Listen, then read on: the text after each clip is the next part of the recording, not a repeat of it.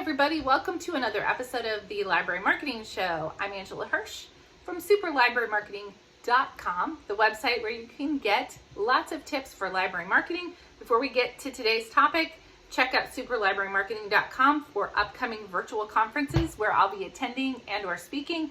I'd love to connect with you. And if you have a topic suggestion for an upcoming episode, click on the Library Marketing Show tab and let me know. You can nominate someone for Kudos, or you can go ahead and drop your topic suggestion or Kudos in the comments of this video. I wanted to talk today about what are good library email metrics. And this comes from a survey that I did of my readers at superlibrarymarketing.com recently. I asked them kind of like, what topics do you want to hear at conferences this fall? And somebody wrote in and said, I really want to talk about email metrics because my open rate for my library emails is only 25 to 30%.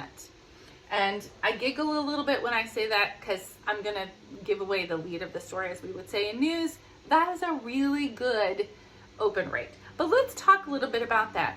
Nobody gathers statistics for library email marketing. The closest I can come to find statistics is Smart Insights. You know, it's one of my favorite survey websites, and they have a whole list from 2020 of open and click-through rates for industries, some of which are pretty close to library. So I'm going to share some of those stats with you. Education and training kind of is what libraries do, and their open rate average is 23%. Their click-through is 3%.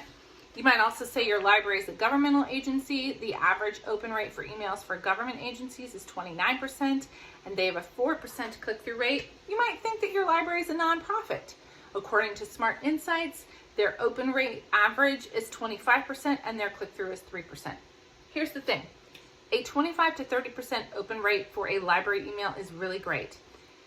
It shows that your subject line is enticing, and it shows that like the top area of your email, like maybe where you have your header or there might be an image there, is enticing and somebody wants to open it, and that's good.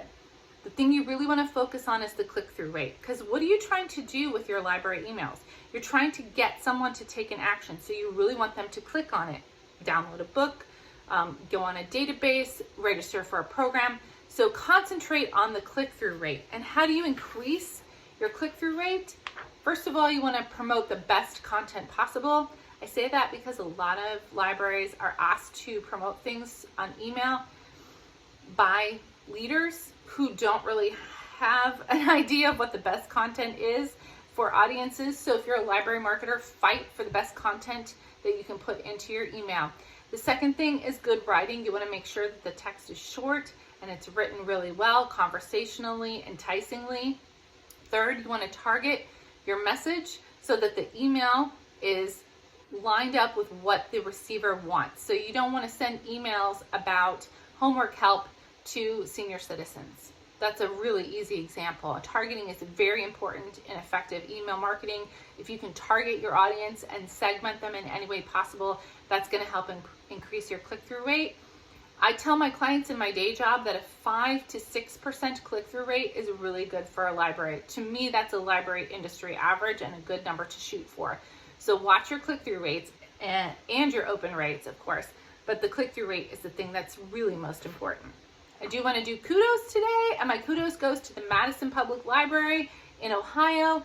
They printed out a bunch of buttons in their makerspace that had photos of teachers from their local school district smiling, and the teachers took those buttons and put them on their person somewhere so that the kids in their school district could see their smiling face even though their face is actually covered by a mask.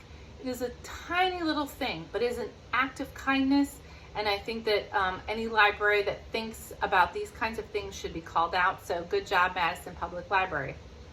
All right. You know how to get a hold of me. Give me comments. Let me know what you think of today's episode. Talk about an upcoming topic for a library marketing show. Let me know if you want to nominate for someone for Kudos down in the comments. Thanks for watching, and I'll see you next time.